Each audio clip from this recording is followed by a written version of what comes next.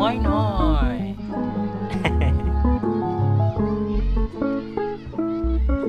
Ini sebab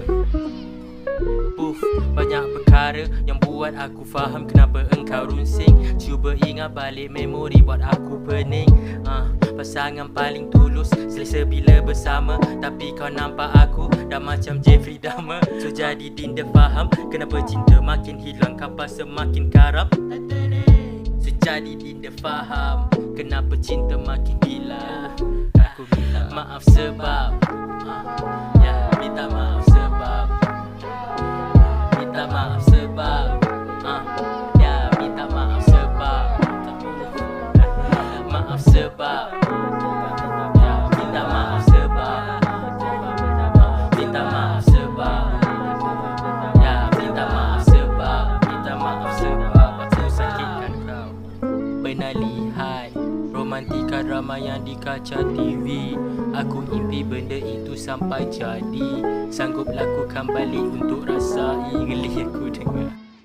Pernah sad boy, bio WhatsApp letak emojinya sad joy.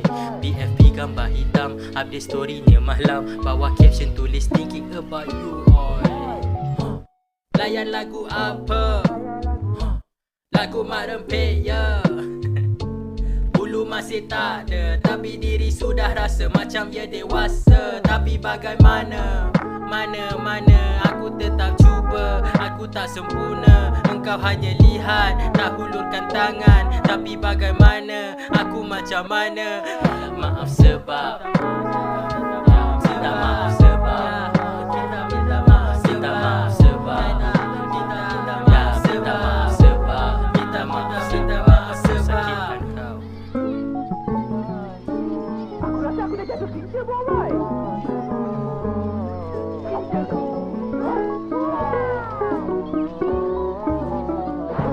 Andainya kau menjadi milikku.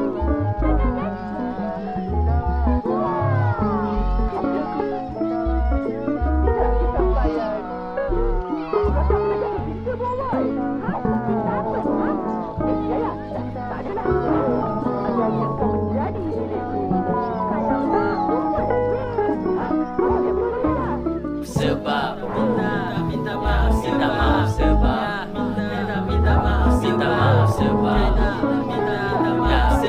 sebab minta maaf sebab sakitkan kau.